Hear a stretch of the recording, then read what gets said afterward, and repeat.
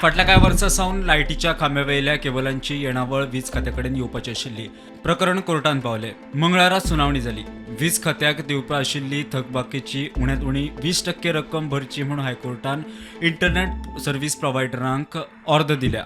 See, today the matter was there in the High Court, and it has been directed by the High Court that this particular matter which has come today will be taken up in the next week, and other matter which is there which will be coming up tomorrow. So the payment has to be done by the cable operators.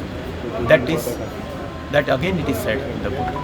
Full amount or part So payment? part 20%. 20%.